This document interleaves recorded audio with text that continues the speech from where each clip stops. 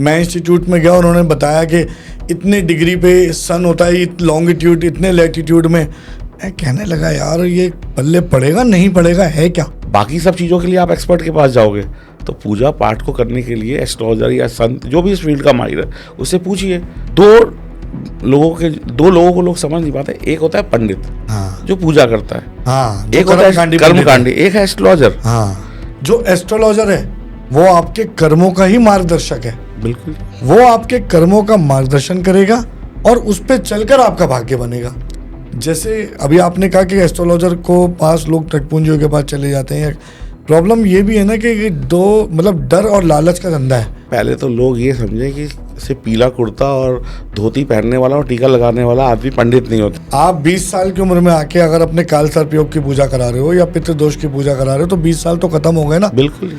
एक आम आदमी किसी एस्ट्रोलॉजर से कैसे रियलिस्टिक एक्सपेक्टेशन सेट करे ताकि उसका मैक्सिमम बेनिफिट ले सके।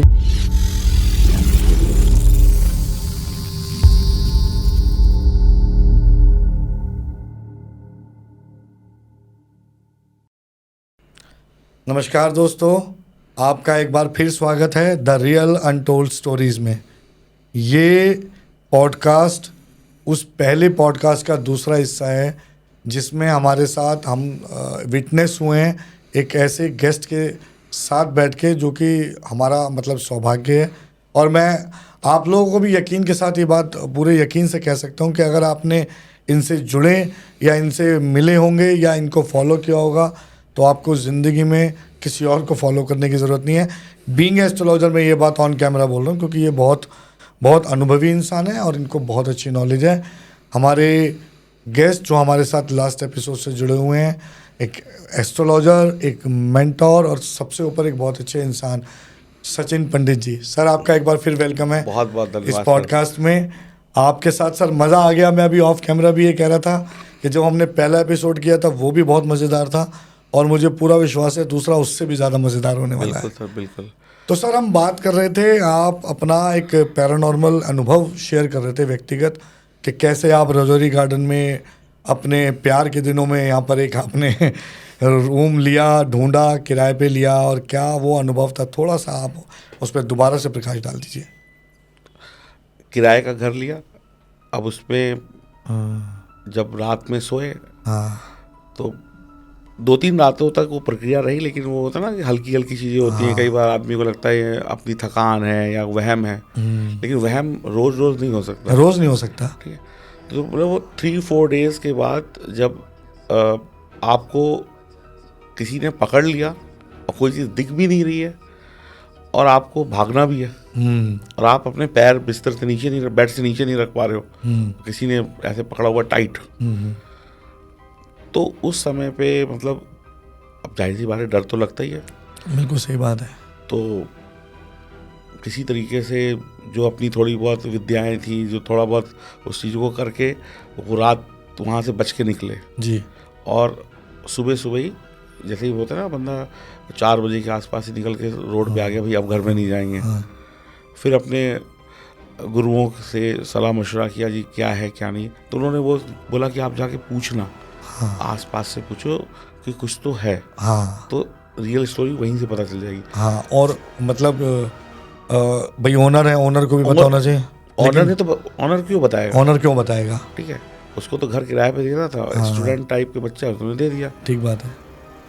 तो आसपास के लोगों से पूछा, मैंने कहा भैया ये जो घर है ये मतलब कुछ यहाँ मतलब ऐसा कुछ होता है, कुछ गड़बड़ मामला है क्या? आप सामने से किसी को ये भी नहीं बोल सकते एकदम से। वो ऑकवर्ड लग जाता है और लोगों को लगता है पता नहीं क्या। यही तो एक डर है जिससे लोग इन चीज़ों पर बात नहीं कर पाते। हाँ जी। तो उन्होंने बोला कि हाँ इनके घर में इनके बड़े भाई थे, जो मतलब जो बुजुर्ग थे उनके बड़े भाई, उनकी कुछ दिन पहले डेथ हुई है। अच्छा। और इसी कमरे में कुछ डेथ हो गई। और शायद सुसाइड केस था या उसको उन्होंने लोगों ने ऐसे बोला, लेकिन शायद उन्होंने उस चीज़ को नॉर्मल उसमें करके जैसे होता है अपना कन्वर्ट कर दिया। तो फिर मैंने उनसे पूछा, मैंने कहा भाई क्या है इस घर में? आपने घर देने से पहले, अभी वो मेरे घर लेने शायद 15-20 दिन पहले ही हुआ था सब कुछ। तो मैंने उनसे बताया क्या है ये सब कहानी, कहा नहीं बेटा ऐसा कुछ नहीं है, ये कुछ नहीं है। मैंने कहा कि गद्दा भी वही, बिस्तरा भी वही, इसी आदमी मरे हो, इसी पंखे से लटक के मरे हो, या कुछ भी हो। ठीक है, फिर तो सब चीज़ें लग रही थी। ठीक है, और 2-4 चीज़ें भी पड़ी हुई थी घर से ना, अलमारियाँ, वैसा था इन्हीं का ना हो इस्तेमाल वाली चीज़ें। तो फिर उन्होंने बोला नहीं। फिर वो जो मानता तो कोई है नहीं, उनका तो हमने सब सही तरीके से कर दिया, ये वो, ठीक बात है। अब मेरा कुछ सामान भी पड़ा था, हाँ, और कुछ कपड़े भी धो के उनके उधर बालकनी उधर टंगे हुए थे। फिर मैंने रात में वहाँ से समझ लो कि सामान जैसे था ब्रीफ केस में पैक किया कि भैया भाग लो यहाँ से। तो रात में जब निकल रहे थे ना, तब भी उस चीज़ ने मुझे निकलने नहीं दिया। हाँ, मुझे याद है वो बात, मुझे याद आ रही है। तो फिर उसके बाद मैं अपनी बाइक पे सामान रखा, और मैं सीढ़ी, वो 2nd फ्लोर था, लिफ्ट नहीं थी कुछ, तो सीढ़ी से सामान उतारते हुए तो भारी हो इतना सब कुछ, और ये था कि चुपचाप निकलना कि मकान मालिक देख लेगा क्यों भाग रहे हो। तो भागते हो तो फिर उसने सीढ़ियों तक मुझे परेशान किया। अच्छा, एक जो यहाँ तक उसका आप कह लो कि एरिया कह लो, एरिया था, हाँ, जो भी था। फिर उसके बाद मैं इतना डर गया, इतना थक गया कि मैंने जो अपनी ब्रीफकेस वगैरह थे, सुबह एक ढाबा था वहाँ पे, उसके वहाँ पे रखे कि अच्छा भाई मैं यहाँ से ले ही नहीं जा पा रहा। फिर मैं दिन में फिर गया, वहाँ से सामान निकाला, और दिन में तो कोई ऐसी एक्टिविटी हुई नहीं थी। तो एंड में मैंने उनका जो किराए के पैसे थे वो एक एनवेलप में करके दे दिए, भाई इतने पैसे बचते हैं, ये रख लो। और उनका फिर फ़ोन आता रहा, और एक पत्र भी लिख दिया था कि भाई इस तरीके की चीज़ है, मैं यहाँ मैं नहीं रह सकता, जो भी आपके किराए के पैसे बचते हैं दे के जा रहा हूँ। 1300-1400 रुपये होते थे अपने जितने दिन रहा। और उनका फिर फ़ोन आया कि अपने कपड़े पैंट शर्ट जो सूख रही है वो, मैं कहा नहीं वो भी नहीं चाहिए, वो भी रख लो। आज तक नहीं। तो वो मेरा इस तरीके में व्यक्तिगत एक पहला अनुभव था। अब मैं आपको एक बहुत पते की बात बताता हूँ। जी प्लीज़। कि वो कंपनी बंद हो चुकी है आज की डेट में, शायद वो उस कंपनी ने किसी और नाम से वो चला रहे हो, तो मुझे पता नहीं। मेरे दोस्त ने मुझे एक कंपनी ज्वाइन कराई जी, कि होता है ना दोस्त की बेटा यहाँ ज्वाइन कर, भाई ज्वाइन कर ले, अच्छी सैलरी है। मैंने ज्वाइन कर ली कंपनी है। फिर वहाँ पे मैं सेल्स देखता था, और वो मिठाई की जैसे ये आती नहीं है सोन पापड़ी, और जैसे आप इस तरीके के जैसे बड़े बड़े कंपनियां प्रोडक्ट बनाती हैं, उसका बड़ा नाम था। हर जगह पे उसकी वो थी ब्रांडिंग, और हर जगह पे आउटलेट। जी, मेरी ज्वाइनिंग हो गई, और लेकिन वो कंपनी ने जो चीज़ें बनाई उसने कॉपी किया बड़े ब्रांड को जो ऑलरेडी मार्केट में एस्टैब्लिश था। लेकिन उस क्वालिटी की चीज़ें नहीं बना पाया। और उस क्वालिटी की जब चीज़ें नहीं बना पाए तो उनकी कहीं ना कहीं क्वालिटी ख़राब हो गई। और मैं वहाँ पे पूरा दिल्ली NCR मेरे पास 20-22 लोगों की टीम थी। जब वो माल दुकानदार के पास गया, और जब लोगों ने खोल के खाया तो उसमें फफूंदी, सीलन या स्वाद में कमी, तो सारा माल वापस आ गया। जब माल वापस आ गया तो उसके बाद हमने बोला जी ये तो माल बेकार है, ये तो बिकेगा ही नहीं। तो उस कंपनी के जो ऑनर थे उनकी गुंडागर्दी ये थी कि अब तुम्हें बेचना है, और करोड़ों का माल। मेरा जो दोस्त था, जो बहुत अच्छा दोस्त था, उसने, अब मैं एस्ट्रोलॉजी तब भी पढ़ता था, मेरे बैग में कुछ किताबें होती, कभी खाली टाइम हुआ तो कोई किताब कभी बैठ के पढ़ ली, कुछ कैलकुलेशंस कर ली। उस मेरे दोस्त ने मुझे, मेरे जो बॉस थे, उसके भी बॉस थे, उनको जाके बोल दिया कि सचिन एस्ट्रोलॉजी करता है, कहीं इसने तंत्र मंत्र से आपकी इस चीज़ों को ख़राब तो नहीं कर दिया। उसने अपना नंबर बनाने के चक्कर में मुझे उनके सामने डिफेम करने की कोशिश की। अब ये जबकि तंत्र मंत्र, हम तो एक नॉर्मल एस्ट्रोलॉजी पढ़, बिल्कुल ठीक बात है, एस्ट्रोलॉजर। उनको ऐसा लगा कि ये भी एक बहुत बड़ा मिथ है सचिन जी। ये मैं आपको अगर मैं आपको बताऊं, आपकी आंखों से आंसू निकल आएंगे कहानी सुनते हुए।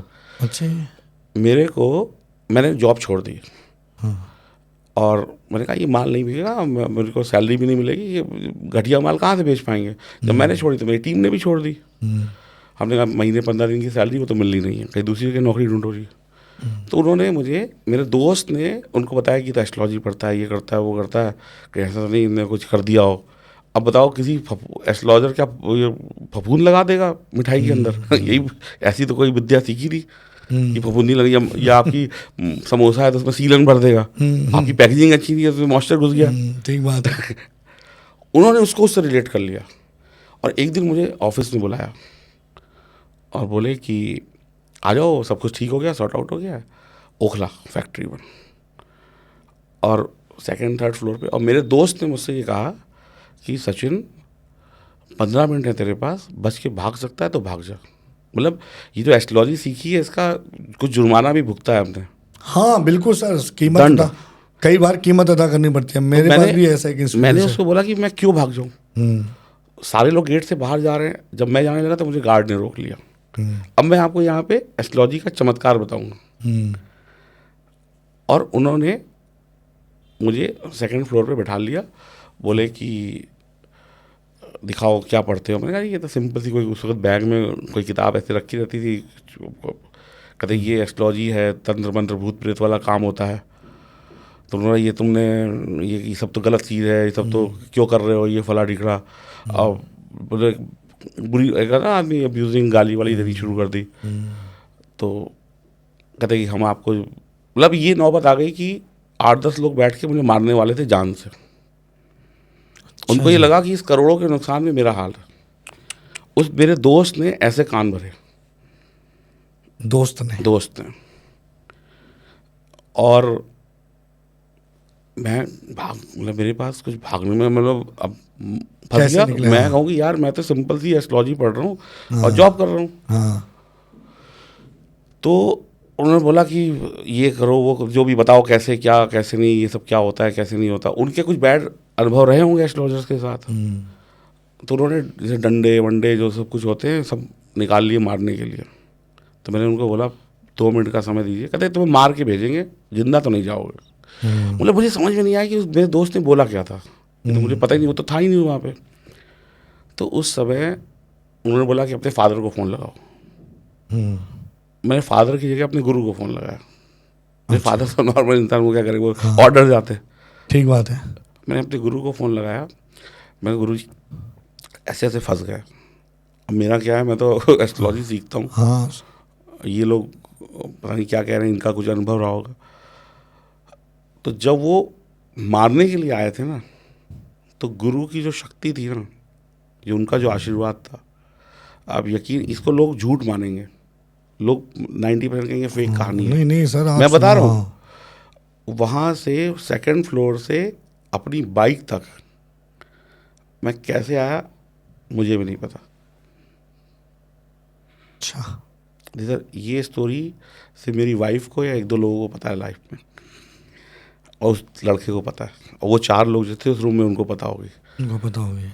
और उसके बाद तो मेरे गुरु ने कहा कि ये सब एक षड्यंत्र है, इसके तुम शिकार हो।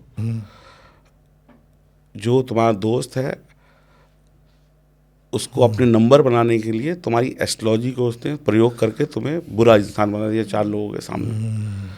अब तो गुरु की शक्ति ऐसी थी कि वहाँ से सेकंड फ्लोर से बाइक जो बाहर खड़ी है, उस पर बाइक ही थी मेरे पास, तो मैं सीधे बाइक के पास था और बाइक स्टार्ट करी और निकल गया। किसी कोई जैसे होता है ना, ओझल हो जाता है, वहीं से गायब हो गए। और ये चमत्कार था मेरे लिए, क्योंकि वो दिन था जहाँ पे लगा कि मेरा नया जन्म हुआ है। मैं इस बात को पूरी तरह मानता हूँ, क्योंकि ये एक बहुत बड़ा सत्य है। जिस व्यक्ति ने भी जीवन में, मुझ आजकल लोग सब जगह से, इंस्टीट्यूट से और कहीं से कुछ भी ज्ञान ले रहे हैं, ठीक है, वो सब एक रिसोर्स है, एक तरीका है, और जो इंस्टीट्यूट में सिखा रहे हैं वो भी गुरु हैं।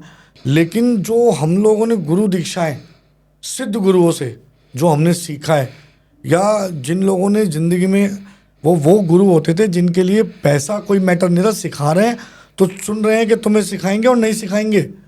अगर उन्होंने आपको चुना तो वो इसलिए चुना है कि उनको कोई वाइब्रेशंस आपसे मिली हैं कि आप इसको सीखने के लायक हो। इंस्टीट्यूट में तो सबको एडमिशन है, तो उन गुरुओं में ही शक्ति होती है, ये चमत्कार होता है। मैं बहुत डिटेल में नहीं, बट ऐसा एक इंसिडेंट मेरे साथ भी हुआ कि जहाँ मैं करता था काम, मतलब उन लोगों को भी किसी ने मेरे लिए मिसगाइड किया कि भाई ये व्यक्ति आपके लिए साथ गलत काम करके गया है, या जॉब छोड़ के गया है, ये सब करके गया, और वो लोग मुझे फॉलो करते थे। मैं बड़ी ईमानदारी से ये बात कहता हूँ कि वो लोग मेरी फैमिली की तरह थे। मैं वो देयर सिस्टर्स, मैं उनसे राखी बंधवाता हूँ था। और मतलब मुझे बहुत लंबे समय तक ये दुख रहा कि उनको किसी ने ये खिलाफ भड़का दिया कि मैंने शायद कुछ गलत किया होगा। मुझे नहीं पता ये भड़काया था नहीं भड़काया था, पर मैंने ऐसा अनुभव किया, मुझे ऐसा महसूस हुआ। और सचिन जी, मैं पूरी जिम्मेदारी के साथ कह रहा हूँ, मैं एक पैरानॉर्मल एक्सपर्ट हूँ। मैंने आपके सामने बताया है, शाबर विद्या, घोर तंत्र सब सिद्ध किया है, सक्षट कर्मों को सिद्ध किया है सर, लेकिन पूरी जिंदगी में आज तक ना गलत काम किया था, ना किया है और ना करेंगे बिल्कुल। सिर्फ दूसरों की मदद करनी आती है, उनकी मुसीबत उतारनी आती है, किसी पे मुसीबत डालनी नहीं आती, क्योंकि हमें डर है। हमें ये डर पता है कि अगर हमने गलती करी तो हम भुगतेंगे या हमारी संतान भुगतेगी। सर हम जैसे आपका परिवार है ना, जो लोग देख रहे हैं, तो आपका भी है, हमारे भी बच्चे हैं जी। हम अगर 50 लोगों को रेमेडी देते हैं ना, तो आप तो अकेले हो अपना रिमूवल कराने के लिए आ रहे हो, लेकिन जब हम 50 की देते हैं तो 50 की जो नेगेटिव एनर्जी है ना, उनको झेलना एक चाहे पैरानॉर्मल एक्सपर्ट हो या एस्ट्रोलॉजर हो, जो भी काम करता है उसको झेलना पड़ता है। आप तो सिर्फ अकेले हो, एक एस्ट्रोलॉजर के पास या पैरानॉर्मल एक्सपर्ट के पास वो 50 शक्तियां एकदम से अटैक करती हैं। सर सबसे बड़ी बात यही है कि आज पूरी ईमानदारी से मैं ये बात कह सकता हूँ, हम वही आपकी वाली बात दोहरा रहा हूँ कि हमें नींद अच्छी आती है, हम खुश हैं अपने इस काम को करके, क्योंकि हमने कभी चीट नहीं किया। पूरे कॉन्फिडेंस के साथ मैं कह रहा हूँ, जिंदगी में कभी चीट नहीं किया। दुख होता है तब जब कोई बहुत खास अपना, जैसे आपने कहा एक दोस्त ने वो करा, तो कोई खास अपना होकर भी हमें मतलब डिफेम करने की कोशिश करता है तो बड़ा दुख होता है। क्योंकि जितनी आसानी से लोगों को लगता है ना कि हमने क्रिया कर दी, या अब जैसे मैं ऋषिकेश जाता हूँ, कभी कभी लोग मुझे देखते हैं 10 मिनट में बैठ के उन्होंने तो पूजा वूजा कर दिया, 10 मिनट में तो कैसे पॉसिबल है।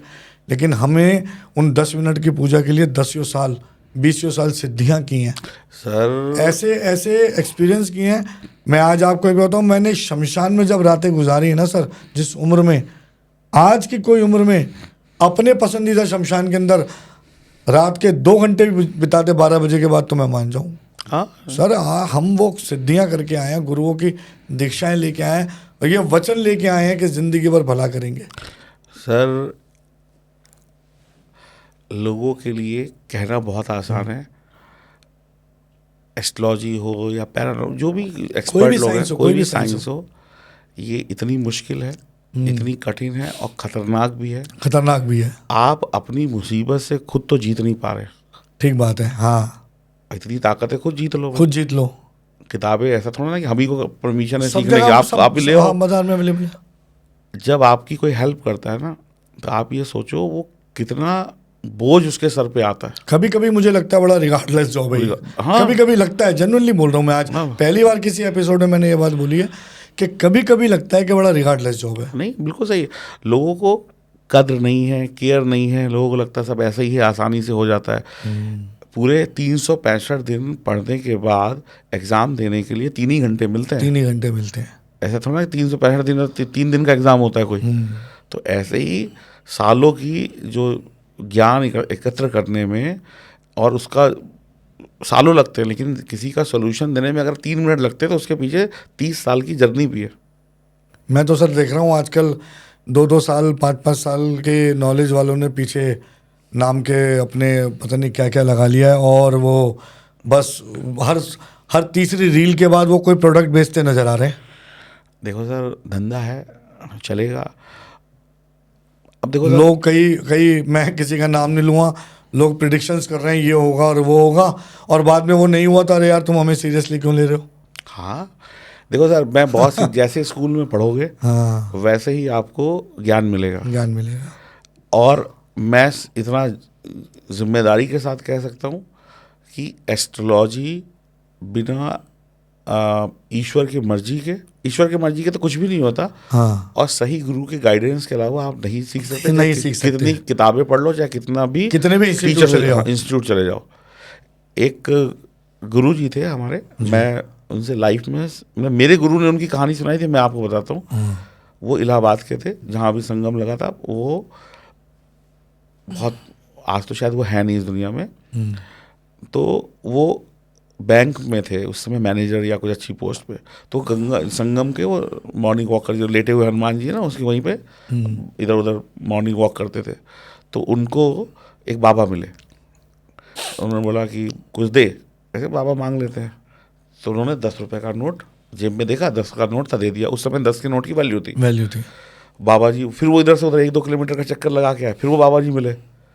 तो उन्होंने बोला कि बुलाया कि बेटा इधर आओ। उसने कहा बाबा जी ये 10 रुपये थे, ये 10 रुपये मेरे दिन का खर्चा होता है। अभी यहाँ से मैं 10 चक्कर लगाता हूँ, फिर नारियल पीता हूँ या जूस पीता हूँ, फिर घर दौड़ते तक जाता। अब तो मेरे पास नारियल पीने के भी पैसे नहीं है, ये तो मैंने 10 का नोट निकाला और आपको दे दिया। तो उसने कहा बेटा तूने 10 का नोट दिया, मुझे भी कुछ देना है।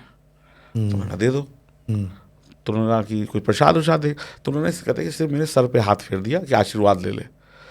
वो अपने घर उसी रात्रि में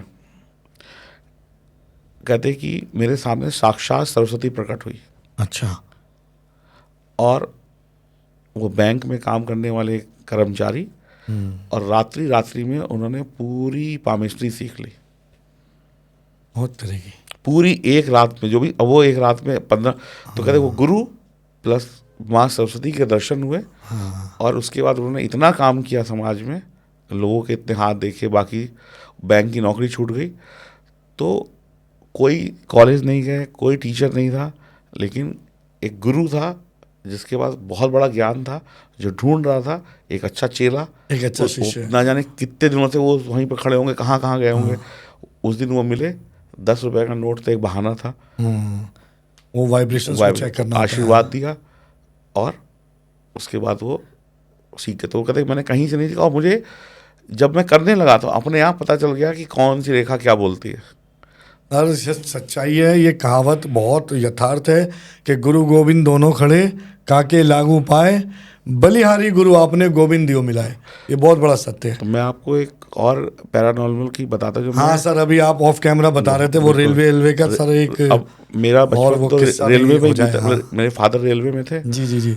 तो रेलवे में तो आपको पता है एक्सीडेंट वगैरह होते रहते हैं, बहुत कॉमन है। इसीलिए अक्सर हम ये भी कहते हैं, जब एज ए पैरानॉर्मल एक्सपर्ट जब लोग पूछते हैं कि सर घर ले रहे हैं तो क्या रेलवे ट्रैक के आसपास लेना चाहिए, नहीं लेना चाहिए। मेरे एक क्लाइंट हैं गाजियाबाद से, उनका बिल्कुल घर ऐसे है, इधर रेलवे ट्रैक है, रेलवे स्टेशन है, और इसके बिल्कुल पास में हर दूसरे तीसरे दिन कुछ ना कुछ उन्हें नज़र आता है, और वो मतलब मैं उनको कई बार कह चुका, आप कुछ भी कर लो, ये घर नहीं छोड़ोगे, कुछ नहीं हो सकता, क्योंकि ये जिस जगह पे है ना, यहाँ पे आपको ये अनुभव करने पड़ेंगे। तो कभी खबर आती थी कोई कट गया, कभी ये है। हम लोग खेल रहे होते थे रेलवे स्टेशन पे, तो कोई गाड़ी निकल रही है, कोई नहीं सही से चलो, हमारे सामने ही लोग कट जाते थे। मैंने देखे कई एक्सीडेंट देखे ऐसे। तो और साथ में पुलिस की जीआरपी भी होती है, जो रेलवे की पुलिस होती है, तो उसमें पीछे की तरफ एक कमरा होता है जहाँ पे डेड बॉडीज रखी जाती हैं। अच्छा। अब जो कट गया मर गया, अब एक्चुअली उसमें एक प्रोसीजर है ना, पता नहीं कौन कहाँ का कटा, यहाँ कहाँ का मरा, वो कार्रवाई होती है। वो पूरी लाश सफ़ेद कपड़े में लपेट के, आपने देखा ना लाल लाल जो लाख होती है उससे करके सील करते हैं। हम लोग वहीं खेलते थे, हम वहीं देखते रहते थे। तो बड़ी नॉर्मल सी, मेरे जो हमारे पापा को बंगला मिला था अंग्रेज़ों के ज़माने का, उससे 100 मीटर की दूरी पर जीआरपी थी, उसी के बगल में वो कमरा होता था। और उसके ठीक पीछे एक गूलर का पेड़ और पीपल के पेड़ थे, और बहुत गार्डन था। उसके ठीक बीच में थोड़ी सी जगह फिर एक रेलवे कॉलोनी का घर। उस घर के अंदर जो पीछे वाला घर था, कम से कम जब तक हम रहे हैं वहाँ पे 10 सुसाइड हुए। जो उस घर में आया उसने सुसाइड किया। तब हमें नहीं पता चलता। तो मैंने, अब आप लोग कहते हैं ना भूत, लोग कहते हैं भूत वूत नहीं होता, तो वो जो पीछे कमरा था जिसमें डेड बॉडीज रखी जाती हैं, तो उसमें शीशे लगे होते थे, खिड़कियों में शीशे। तो हम लोग की कभी क्रिकेट खेलते खेलते बॉल चली जाती थी, तो डर के बॉल उठाने जाते थे, वहाँ पे खेल रहे हैं या कुछ उधर चले गए, या कभी झांक के देखते थे अंदर कितनी लाशें पड़ी, बच्चे होते। तो हमने वहाँ पे कई बार ऐसा अनुभव किया कि जो हमारी बॉल होती थी, ठीक है ना, या फुटबॉल खेल रहे हैं या गुल्ली डंडा भी खेलते रहे, तो उधर चली गई, तो उधर से फुटबॉल लात मार के आ जाती। उस समय समझ में नहीं आता था, आज वो चीज़ याद करते हैं। ठीक है, जब हम लोग जैसे रात में लाइट भी चली जाती थी, उस समय भी ट्रैक पर गाड़ी निकली या कुछ है, तो कई बार ऐसा होता था कि जैसे किसी ने पीछे से कोई आदमी जैसे ना जैसे खेल रहे हैं या कुछ है, तो कोई लगता था कोई साथ में चल रहा है या कोई पकड़ के, हम मम्मी से कहते, मम्मी कुछ ऐसा लग रहा था कि कोई अंकल साथ में चल रहे थे या कोई पीछे से, या हम बातें कर रहे हैं। तो इतने सारे ऐसे अनुभव। और एक दो बार तो मैंने मतलब जो लाश पड़ी होती थी ना, जो सफ़ेद कपड़े में लिपटी हुई, तो वो मेरा भ्रम था, या मैं आज आपको क्लियर नहीं कर सकता, लेकिन हिलते डुलते नहीं होता, जैसे हल्का सा मूवमेंट है, क्योंकि उसमें खून भी लगा रहता था। जी जी जी। जैसे हिलते हिलाते देखा, तो फिर उसके बाद डर तो लगता ही था। मम्मी मना करती थी उधर मत जाना, ये सब डेड बॉडी से। और बचपन में जितना मना करो उतना जाते हैं। वहीं जाता था। हाँ ठीक है। तो जो उस घर में पीछे रहता था, और भाई ट्रांसफ़र हो किसी का, वो रेलवे क्वार्टर में उधर आके रहना ही है, उसने मरना है। और उस घर में खूब चीखे, ठीक है, कोई जैसे बाहर चारपाई डाल के लोग पहले बैठते थे, कोई बैठता नहीं था, साएं साएं की आवाज़ें आना। तो उस समय हम तो मतलब इतने बच्चे भी नहीं थे, थोड़े बड़े थे, लेकिन ये चीज़ों का अनुभव था। और कहीं ना कहीं ऐसा हमारी शायद किस्मत में था कि मुझे आगे जाके एस्ट्रोलॉजर बनना है, तो कुछ ईश्वर की कृपा थी कि वो चीज़ें चिपकी नहीं। मतलब मैं आज कह सकता हूँ उस समय तक खेल था। तो लोग जो कहते हैं ना कि भूत नहीं होते, प्रेत नहीं होते, तो हमने मतलब ऐसा वो आदमी जैसे तो नहीं होते, बिल्कुल वो होते भी नहीं है। ये सही बात है। मूवमेंट जो होती है ना, मूवमेंट कैप्चर कर सकते हैं, उनकी ऊर्जाएं महसूस करनी होती हैं, बेसिकली ऊर्जाएं हैं। तो जितनी भी सुसाइडल या एक्सीडेंटल डेथ्स होती हैं, मैं हमेशा ये कहता हूँ ये वो एनर्जी हैं जिनका सबसे ज़्यादा नेगेटिव क्रियाओं में इस्तेमाल होता है, क्योंकि इनको मुक्ति मिलती नहीं है, समय से पहले मृत्यु है, मुक्ति नहीं है, मोक्ष नहीं है, तो इनको भटकना ही है। तो इनका इस्तेमाल नकारात्मक ऊर्जाओं में लोग ज़्यादा करते हैं। और ये इनको सबसे ज़्यादा कहते हैं ना, स्पिरिट को किसको आप महसूस कर सकते हो, तो वो ऊर्जाएं जिनका सुसाइड हुआ है, या जिन्होंने जो रेलवे से कट के या जल के मरे हैं, या नेचुरल डेथ्स नहीं है, एक्सीडेंट्स में मरे हैं, वो सभी जो बॉडीज़ हैं उनका इस्तेमाल लोग करते हैं, और वो सबसे ज़्यादा उनको महसूस किया जा सकता है। एक केस आया था मेरे पास जी, कि रास्ते में जा रहे थे, कोई रास्ते में कोई उनको बैग मिल गया, किसी का गिरा हुआ बैग। अब लोग सोचते हैं किसी का गिरा हुआ बैग है, इसको किसी पुलिस स्टेशन में दे देंगे, लेकिन कहते हैं बुद्धि भ्रष्ट होती है। तो जब बैग खोल के देखा तो कुछ पैसे भी निकल आए, कुछ खाने पीने की चीज़ें भी निकल आई। तो खाने पीने की तो उन्होंने कहा कि चलो तो बढ़िया मिठाई है, तो शहर की सबसे बढ़िया जगह, तो उन बच्चों की मिठाई खा ली, केले वाले थे, और उसमें कुछ कितने पैसे थे ये तो बताया नहीं। तो वो मिठाई खाने के बाद उनके घर में बर्बादी चालू। और वो इतना भटकते रहे कि उन्हें यही नहीं पता था कि मतलब हमसे गलती क्या हुई है। हमने कहा हम तो कभी ऐसी वैसी जगह गए नहीं। वो मेरे गुरु के पास केस आया था, तो उन्होंने हमें स्टोरी सुनाई कि जब उनके बाद उन्होंने सॉल्व किया, तो उन्होंने बोला कि तुमने किसी ने बैग के अंदर कोई क्रिया करके सड़क पे छोड़ दी, और जिसको वो तो उसे तो पता नहीं ना कौन करेगा, कौन उठाएगा, कौन खाएगा नहीं खाएगा। उसने खाया, उनके ऊपर जो भी हुआ, फिर उन्होंने सॉल्व किया, तो उनके घर में भी कई मौतें हुई, कई बार और भी चीज़ें हुई। उन्होंने बताया कि झगड़े हो रहे हैं, पैसे की नुकसान है, आपस में लड़ मर रहे हैं, और 2-4 मौतें भी हो गई। तो फिर बाद में उन्होंने बोला कि देखो ये किसी बंदे ने ये बैग यहाँ पे छोड़ा था, तुम्हें मिला, तुम्हारी किस्मत ख़राब थी, और उससे ज़्यादा किस्मत ख़राब ये थी तुम पैसे के लालच में आए, और पुलिस स्टेशन या कहीं फेंकने की बजाय तुमने मिठाई उठाई जो भी था उसमें वो भी खा ली।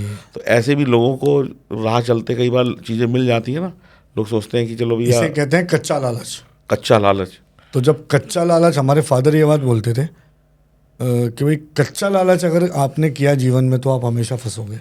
तो ये कच्चा लालच होता है, चाहे चौराहा हो या कोई ऐसा चौराहा या ऐसी कोई जगह, वहाँ पर आपको चाहे पैसे मिलें या कोई खाने की वस्तु दिखे, कभी ना उठाएं, कभी ना छुएं, उसे फलांगने की भी कोशिश ना करें। कुछ लोग, अभी मैं पिछले पॉडकास्ट में बात कर रहा था किसी से, कि कुछ लोग कहते हैं ना अद बदा के, अरे नहीं हम नहीं डरते, हम तो इसे फलाएंगे, हम तो इसे लात मारेंगे, हम तो उठा के खा जाएंगे। हो सकता है उनके साथ कुछ ना हुआ हो, लेकिन ये ज़रूरी नहीं है कि अभी नहीं हुआ तो आगे नहीं होगा। बिल्कुल। इसीलिए आप अगर किसी चीज़ को नहीं मानते, वो आपका कॉल है, उसे धुतकारो भी मत, आप उसे मान नहीं सकते तो आप साइड से निकल जाओ। आपको अपने आप को रॉबिन हुड साबित क्यों करना है? ये कई बार ऐसे मैं देखता हूँ लोग ये गलतियाँ करते हैं। ये लोग एक्चुअली गलतियाँ नहीं, उनको लगता है कि हम बहुत बड़े, हमने जो पढ़ाई की है, हाँ हमने MBA किया, हमने डॉक्टरी करी, हमने इस फील्ड जो भी फील्ड में माहिर हैं, हम बहुत बड़े हैं। बाकी ये जो सब चीज़ें भूत प्रेत तंत्र मंत्र पैरानॉर्मल, ये सब बहुत छोटी मोटी चीज़ें हैं। ये सब तो ऐसे ही हैं, टुच्चे लोग। तो चलो मैंने बिल्कुल क्लियर, लोग उसको ना उसकी सीरियस गंभीरता लेते को नहीं, नहीं समझते। गंभीरता को नहीं समझते कि भी ऐसा भी कोई चीज़ होती होगी। आपकी उत्पत्ति वहाँ से हुई, आप जियोगे मरोगे, भूत बनोगे, प्रेत बनोगे, क्या बनोगे, ईश्वर जानता है। सबको सब कुछ पता है, लेकिन एस्ट्रोलॉजी को और ये इन चीज़ों को लोग स्वीकारते नहीं हैं। स्वीकारते नहीं है। उनको पता नहीं क्या लगता है कि जैसे कोई ये अलग ही दुनिया के लोग हैं।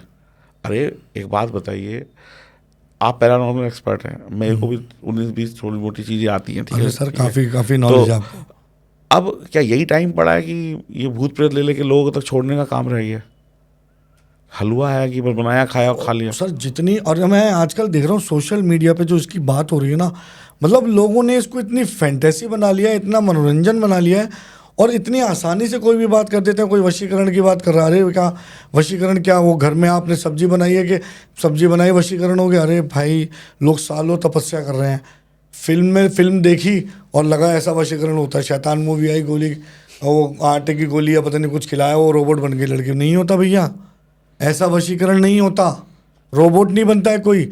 इवेंचुअली प्रोसेस है, बार बार क्रिया किए जाने के बाद एक आदमी में कुछ ऐसे विजिबल चेंजेस आते हैं, लेकिन वो भी आसान नहीं है। एक बहुत बड़ी क्रिया है, बहुत बड़ा साधक है जिसने सालों तपस्या की है और वो ये काम कर रहा है, तो उसका भी एक अप टू सर्टेन लिमिट वो आता है इम्पैक्ट।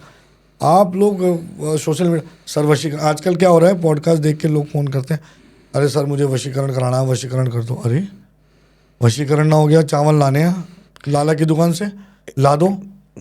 एक मेरे पास एक किसी का फ़ोन आया, लड़की का फ़ोन था। उसने बोला कि मैं इससे मोहब्बत करती हूँ। ये पहले मतलब ये पहले तो कॉलेज में बड़ा रोज़ हम एक ही थाली में खा रहे हैं, रोज़ घूम रहे हैं, ऐसे ऐसे होता है। अब 10 दिन से मुझसे बात नहीं कर रहा। तो मैंने कहा कि ठीक है भाई। कहते कि मैं आपको फ़ोटो भेज रही हूँ। मैं फट से जो ऑफिस के नंबर पे ना उसमें फ़ोटो भेज दी, अपनी भी भेज दी, लड़के की भी भेज दी। तो मैंने कहा कि ये देखो ऐसा कुछ वशीकरण वाली खेल नहीं, मतलब ये ऐसा कुछ नहीं है कि इस पर वशीकरण किया जाए।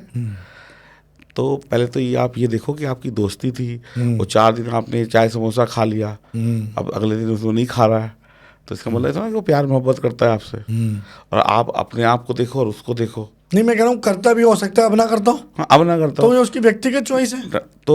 तो वो लड़की कहने लगी, मैंने कहा देखो ऐसा नहीं होता कि किसी को कभी आप कोई ऐसी चीज़ दे दो, मैं उसके समोसे में या इडली में डाल के खिला दूंगी, मैंने सुना है, तो वो फिर से मेरा हो जाएगा। तो मैंने कहा ये भी वो इडली का आटा मैं भी ढूंढ रहा हूँ, कहाँ से आता है, कहाँ से आता है, ठीक है। और मैंने कहा देखो ऐसे तो वश में होते नहीं। उस लड़की ने बोला कि सर मैं आप जितने पैसे मांगते हो मैं आपको इंस्टॉलमेंट में पैसे दे दूंगी, 5-5 हज़ार रुपये महीना करके। मैं कहा देखो ऐसे वो लड़का नहीं, उससे बातचीत करो। अगर वो तुमसे मोहब्बत करता है, पहले बातचीत कर लो। अब आजकल लोगों को बातचीत करने का, वो पहले उसके पास पहुंच जाते हैं कि भैया इस पे वशीकरण कर दो, इसको मार दो, इसका ये कर दो। एक मेरे पास केस आया था, लड़का आया बोला कि मैं क्या बोलते हैं फेसबुक से किसी से मेरी बात हो रही है, और अच्छी बात है। तो बोला कि ये लड़की कलकत्ता में रहती है और लड़का गाजियाबाद का था। बोला कि मैंने कहा क्या करना है?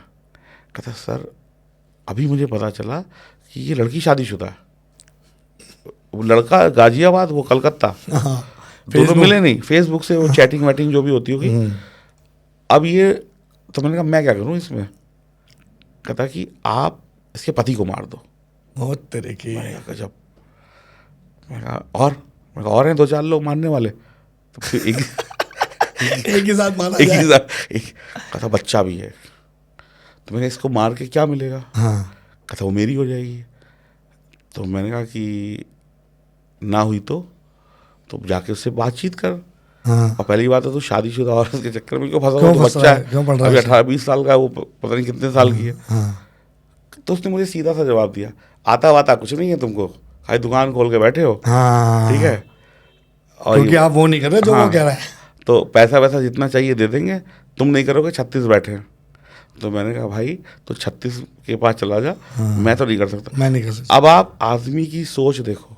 तो ये सोशल मीडिया की उपज है सारा। ये जो सोशल मीडिया पे लोग कह रहे हैं ना, ये हथेली पे लिखो ये चमत्कार हो जाएगा, ये रात भर ये बोलो तो सवेरे से वो हो जाएगी, जो आपसे प्यार नहीं करते वही आपने जो बताया बाल तोड़ो ऐसे पैर से मसल दो वो तुम्हारी हो जाएगी, ये जो तरीके बता रहे हैं ना, मैं ये बता रहा हूँ जो अंधविश्वास फैल रहा है वो बहुत बड़ा मतलब इस मुसीबत है, बुरी चीज़ है, उससे बचना चाहिए। अंधविश्वास पे विश्वास मत करें, एक अपना मेंटोर बहुत वाइजली चुने, ऐसी गलती ना करें। और इसका सबसे ज़्यादा फायदा बढ़िया एस्ट्रोलॉजर्स को होगा आने वाले वक्त में। जी देखिए कैसे जब धोखा खा के आएंगे। जो धोखा खा के आएंगे, अब 100 या 1000 जो नकली एस्ट्रोलॉजर भी अब हाँ कम ज्ञान वाले बन रहे हैं। कभी कभी बिना बादाम खाए भी अकल मिलती है, धोखा खाने से भी अकल मिलती है। अब ये मैं आपको एक और बहुत अच्छी सी कहानी याद आ गई। जी सर, प्लीज सर। गुड़गांव की मेरी अपनी क्लाइंट है जी, और वो लोग गुड़गांव में बुटीक चलाते हैं, मतलब पार्टनरशिप में। ठीक है। उन्होंने एक बहुत, हर जगह पे पंडित जी आजकल 2 दिन में एस्ट्रोलॉजी सिखा रहे हैं। हाँ। नाम नहीं लूँगा, लोग समझ जाएंगे। उनकी जो पार्टनर थी उन्होंने उससे एस्ट्रोलॉजी 2-3 दिन की सीखी। ठीक है। और उस सीखने के बाद जो मेरी क्लाइंट है, दोनों 20-20, 25-25 लाख लगा के उन्होंने 5-10 सालों से, कोरोना से पहले से बिजनेस कर रहे हैं बुटीक का। और अगले दिन जब वो 3-4 दिन में एस्ट्रोलॉजी सीख गई उनकी पार्टनर, तो उन्होंने बोला कि कल से तुम पीली साड़ी पहन के आना। उन्होंने बोला क्यों नहीं, आज के हिसाब से गुरुजी ने ये वाली साड़ी बताई है, तुम नेल्स में वो वाला डिज़ाइन बना के लाना, जो भी होता है ये पीले रंग का कर लेना, अब तुम कुर्सी इधर कर लो, अब तुम उधर बैठा करो, तुम्हारे वाला जो ये वाला लहंगा टंगा है तुम्हारे वाले बेकार होंगे क्योंकि इस रंग के तुम्हारे पीछे चले जाएंगे, मेरे आगे चले जाएंगे। इतना उसको परेशान किया, मतलब 2 दिन की एस्ट्रोलॉजी सीख के, तो उसने बोला कि ऐसे तो चल नहीं पाएगा। 15 दिन के अंदर उनका जो सामान था ना, जो भी उनके जो उन्होंने अपने डिज़ाइन किए थे, पॉलिथीन में बांध के दुकान के बाहर रख दिए कि जाइए, हमारे गुरुजी ने बोला है कि ये पार्टनर आपके साथ काम। तो उसने बोला मैं पिछले कोरोना से पहले से बिज़नेस कर रहे हैं, जो छोटा सा बिज़नेस था इतनी बड़े तक लेके आए, तब 2 दिन में मेरे अंदर क्या बदल गया। तो वो जो 2 दिन का ज्ञान लेके आई ना, उससे जो 4 किताबें पढ़ी, उससे बिज़नेस ख़त्म हुआ। आज की डेट में उन्होंने अपने पैसे लिए, उन्होंने दूसरी दुकान खोल ली। और आज मुझे ये पता चला 2-4 दिन पहले कि उन्होंने अपनी दुकान को चलाने के लिए करोड़ों रुपए का इधर उधर से लोन ले लिया, बैंक से ले लिया, वो ले लिया, काम चल नहीं रहा है, अब बैंक वाले पैसे मांग रहे हैं। तो ये है 2 दिन की एस्ट्रोलॉजी सीख के चलता चलाता बिजनेस ख़त्म कर लिया। मैं ये नहीं कह रहा कि 2 दिन में एस्ट्रोलॉजी नहीं आती है, मैं ये कह रहा हूँ जैसे 2 दिन में आप ये जान जाओ कि एस्ट्रोलॉजी नाम की कोई चीज़ होती है। अब आप सर एक चीज़, सीधी सी एक चीज़ बताओ कि 12 राशियाँ, 27 नक्षत्र है, अगर किसी भी एक आम व्यक्ति को इनके नाम और इनके स्वामी और नक्षत्रों के नाम रटने को दे दिए जाए तो 2 दिन में प्रॉपर तरीके से नाम भी मतलब नहीं रटता सर। मैं तो कई लोगों को जानता हूँ 6 महीने भी नहीं रट सकते। तो प्रिडिक्शन, ये पता है जो आप मार्केट में, पता है क्या चल रहा है मार्केट में, जो एस्ट्रोलॉजर अब आ रहे हैं, सब नहीं कुछ की बात करेंगे। जैसे एक बच्चा है, उसने क्या करना है, उसने एक मैथ का, आपने उसको एक सवाल दिया कि इस चैप्टर का ये वाला सवाल आपने करना है, उसको नहीं आता। जिसको आता है उसने तो फॉर्मूला लगा के काम कर दिया, 20 नंबर आया उसका आंसर, उसने लिख दिया 20। और जिस बच्चे को नहीं आता उसने कुछ भी सवाल लिखा, सवाल ये भी जो भी सॉल्व किया, नीचे से 20 लिख दिया उत्तर देख के। तो 20 आंसर उसका भी आ रहा है, 20 आंसर उसका भी आ रहा है। लेकिन जो पढ़ा लिखा बच्चा था उसने सही फॉर्मूले लगाए, प्रोसेस को सही फॉलो किया, और दूसरे वाले ने सिर्फ 20 उत्तर लिख दिया। लेकिन वो ये सोच रहा है कि मास्टर जो है वो अंधा है, खाली 20 देख के नंबर दे देगा, लेकिन मास्टर उसको 0 ही देगा। तो ये लोग क्या कर रहे हैं, ये लोग एस्ट्रोलॉजी नहीं कर रहे हैं, सिर्फ प्रिडिक्शन कर रहे हैं। और प्रिडिक्शन में रटी रटाई प्रिडिक्शन में भी धंधा, मतलब धंधे को इन्होंने जिम्मेदारी नहीं समझा। मतलब मुझे लगता है कि एस्ट्रोलॉजर से आपने कहा कि दुनिया भर में किताबें पढ़ी हुई हैं, आज हम लोगों को भगवान ने अगर चुना है तो एक ईश्वर ने हमें चुना है, एक ब्लेसिंग के रूप में हमें ये मिली है। और मेरे को ये समझ में आता है ये हमारी जिम्मेदारी है। कोई हमारे पास आ रहा है, हमारे शब्दों का बड़ा महत्व है, हम किसी के जीवन में कई बड़े बदलाव कर देते हैं। जैसे हम कहते हैं भाई आप ये पूजा करो इससे ये होगा, या हम ये कहते हैं ये काम मत करो। तो हमें वो जिम्मेदारी समझनी है कि किसी के साथ कुछ भी बोल देना, वो व्यक्ति तो आप पे विश्वास करके सब कुछ फॉलो कर रहा है और आपने उसका दुकान बंद करा के बाहर सामान पड़ गिरवा दिया। तो मुझे लगता है ये बहुत बड़ा मतलब एक, अब लोग टीका लगाने से घबराते हैं सर। हाँ, कि कोई टीका लगाएंगे तो लगेगा कि ये पंडित है। पंडित है। लोग डरते हैं, टीका नहीं लगाएंगे, अंगूठियां नहीं पहनेंगे, सबकी अपनी अपनी पावर है। अब टीका लगाने का कोई क्या मतलब है? टीका लगाने का सिर्फ भाई केसर का टीका लगाता है, कोई चंदन का लगाता है, कोई कैसे भी इन्हीं सब चीज़ों का लगता है। अब टीके का लोगों को लगता है कि ये दिखावा नहीं है, कि हम पंडित ये नहीं दिखा रहा है या एस्ट्रोलॉजर कि टीका लगा के तुम मुझे पहचानो कि इस टाइम पे पंडित की। टीका लगाने का जो मेन पर्पस ये है कि अज्ञानता को हटाना, अपनी अपनी इंद्रियों को जागृत करना और उनका सदुपयोग करना। सारा खेल तो दिमाग का है जी। अब जुपिटर भाई केसर हो या चंदन हो, वो गुरु का ही कारक हो गया। ठीक है, बिल्कुल सच बात है। अब जो भी निर्णय लेते हैं, अगर ये हाथ भी हिल रहा है तो दिमाग की इच्छा से हिल रहा है। दिमाग की इच्छा से हिल रहा है। ठीक है, तो अब टीका लगाकर सिर्फ एस्ट्रोलॉजर या कोई भी व्यक्ति या संत इसलिए लगाता है कि उसके दिमाग में दुर्बुद्धि ना आए। दुर्बुद्धि ना आए, क्योंकि राहु शनि केतु अगर भ्रम के कारक हैं, राहु को भ्रम का कारक बोला है, तो गुरु ज्ञान का कारक है। गुरु ज्ञान का कारक है। तो अगर जहाँ ज्ञान है वहाँ पे अज्ञानता नहीं आएगी, जहाँ लाइट है वहाँ अंधेरा नहीं आएगा। तो टीके का जो कॉन्सेप्ट लोग कहते हैं, आप इससे ये दिखाते हो कि ये पंडित की वो पंडित या संत की पहचान नहीं है, वो सीधे से है कि उसका दिमाग शुद्ध रहे। देखो, हर चीज़ का महत्व है। आज हम टीका लगा रहे हैं तो उसके पीछे भी बहुत सारे लॉजिक्स हैं। आप रुद्राक्ष पहन रहे हो तो उसके पीछे लॉजिक्स हैं। आप स्टोन पहन रहे हो उसके पीछे लॉजिक्स हैं। लेकिन जो लोग भ्रम के तरीके से इन चीज़ों को फैला रहे हैं, वो लोग इस तरह की टिकट। देखो सर, मैं फिर बोलूँगा आपको, आप दुनिया नहीं बदल सकते। आज इस तरीके से भ्रम फैल रहा है, कल इससे और अच्छी तरीके से और तरीका आ जाएगा मार्केट में। एआई आएगा। ठीक है, नहीं एआई से ऊपर भी कोई आ सकता है, बन ही रहा होगा मार्केट में कहीं ना कहीं। तो मैं आपको सीधे से कहूँगा, यहाँ पे सिर्फ और सिर्फ गलती इंसान की है। वो सही बंदा खुद चुने। उसे सही एस्ट्रोलॉजर चुनना है, सही स्कूल चुनना है, सही टीचर चुनना है, सही जीवन साथी चुनना है। वैसे ही सही एस्ट्रोलॉजर चुने। एस्ट्रोलॉजर एक बार चुने, उसको अच्छे से परख ले, अपनी कसौटी पे जो सवाल उसके मन में है उसे पूछे, उसको परख ले। लेकिन जब परख लिया तो फिर उसे परखना बंद करे, बिल्कुल उस पर बिलीव करे और उसे फॉलो करे। और कोई क्यों आपका नुकसान पहुंचाएगा। पहली बात तो ये है। दूसरी सबसे बड़ी चीज़ है कि मैं फिर बार बार ये कहता हूँ कि विदाउट एस्ट्रोलॉजी आप दुनिया में चल सकते हो लेकिन दौड़ नहीं सकते। और लोगों का एक बार ये जो लोगों को ऐसा लगता है कि जो बड़े बड़े लोग हैं वो मेहनत से सफल हुए हैं, तो ये भी लोगों का मिथ है। बिल्कुल ठीक। मेहनत काम जरूर करती है, लेकिन मेहनत में भाग्य का तड़का ज़रूरी है। नहीं तो आप एक लिमिट तक ही जा सकते हो, उसके ऊपर नहीं जा सकते। बिल्कुल सच बात है। आप एस्ट्रोलॉजी का सही प्रयोग करके और उससे ज़्यादा सही एस्ट्रोलॉजर से बात करके आप बहुत आगे जा सकते हैं। और कोई भी ऐसी चीज़ तेल लगा लेना या लिख लेना या इस तरीके की चीज़ें कर लेना, मेरे हिसाब से तो ऐसा कोई किताबों में नहीं लिखा है। कुछ नहीं है सर, भ्रम है, बस भ्रम फैलाना है या नंबर। और किसी तरह जो एक्चुअली जो जनता मिसगाइडेड है, परेशान है, दुखी है, उसको किसी तरह अपने चंगुल में करना है। सर, समय का अभाव है, लेकिन आपके साथ बात बंद करने को मन नहीं करता, फिर भी क्योंकि बंद करना पड़ेगा। स्टूडियो वाले हैं, ये घड़ी देख रहे हैं बार बार। तो मैं आपका बहुत बहुत शुक्रगुजार हूँ सर, आप यहाँ आए, आपने अपना कीमती समय दिया और मुझे बहुत अच्छा लगा।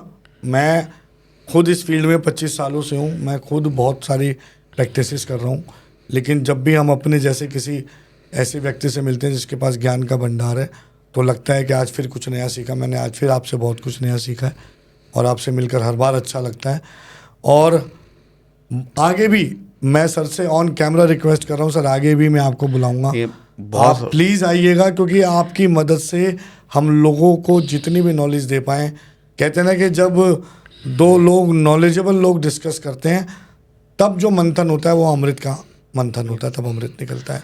नहीं, मैं आपके दर्शकों को ये भी कहना चाहूँगा कि मैं तो सर के पास जब बुलाएंगे तब आऊँगा ही, और सर को मैं भी बुलाऊँगा। और एस्ट्रोलॉजी के ऊपर जो कहते हैं ना काला पर्दा चढ़ा हुआ है, जो झूठ का पर्दा चढ़ा हुआ है, जो लोग आप डर रहे हैं लोग या जो भी कुछ है, उसको उतारने के लिए हम आपके साथ लाइव सेशन भी करेंगे अगर सर कभी इजाज़त देंगे। Any time sir, any time, any time. और आपके जो भी सवाल हैं, हाँ, वो लाइव आपको उसका जवाब भी देंगे। हाँ। और आपके भी शहर में हाँ। कोई भी ऐसी कोई घटनाएं हो, हाँ।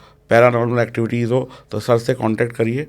और सर इस मामले में बहुत एक्सपर्ट हैं। और ये मेरा व्यक्तिगत, देखिए मैं भी इसी फील्ड का हूँ, वो भी इसी फील्ड के, लेकिन मैं पर्सनली बोल रहा हूँ अरे सर, कि थैंक यू सर का जो ज्ञान, अनुभव और जो बात करने का तरीका है, और आप लोगों में से बहुत सारे लोग नहीं मिले होंगे इनसे पर्सनली, हम 4-5 बार मिल चुके हैं, तो बहुत बढ़िया इंसान है। और मुझे पूरी उम्मीद है मेरे भी जो दर्शक हैं, जो मुझे देखते हैं, वो भी सर के पास आए अगर जीवन में कभी कोई समस्या हो। अरे सर, मिलकर हमें लोगों के जीवन की सपोर्ट बनना है, यही आपका और हमारा दोनों का उद्देश्य है।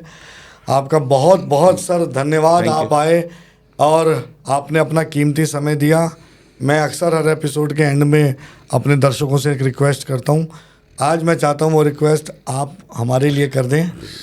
देखो सर का चैनल सब्सक्राइब करना है, बेल आइकन का बटन भी दबाना है, और 2-4 लोगों तक आगे भी पहुंचाना है, शेयर भी करना है। जब तक कहते हैं ना, जो भूख होती है ना, जब तक पेट ना भरे तब तक जीवन में मज़ा नहीं आता।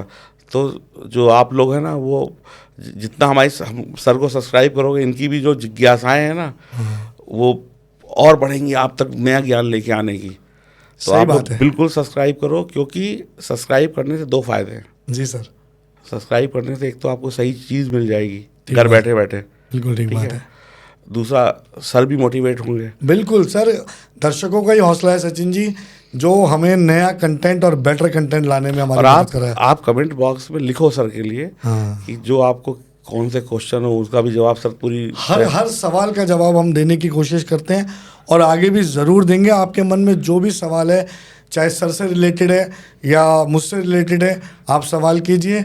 सर के चैनल का डिस्क्रिप्शन हम अपने सर के चैनल का लिंक हम अपने डिस्क्रिप्शन में डालेंगे। सर से कनेक्ट करने का जो भी हमारे पास डिटेल है वो हम अपने डिस्क्रिप्शन में डालेंगे। आप उसके माध्यम से सचिन जी से एस्ट्रोलॉजिकली भी कंसल्ट कर सकते हैं। मैंने पहले भी कहा और मैं अब भी कह रहा हूँ, चाहे सचिन जी हो चाहे मैं हूँ, हम लोगों का काम लोगों के जीवन की सपोर्ट बनना है। तो आप बिंदास सर के पास जाइए और बहुत सारी नॉलेज और बहुत सारा मार्गदर्शन लीजिए। आज के लिए बस इतना ही। बहुत बहुत धन्यवाद। सर को मैं फिर बुलाऊंगा। धन्यवाद। Thank you sir. Thank you so much.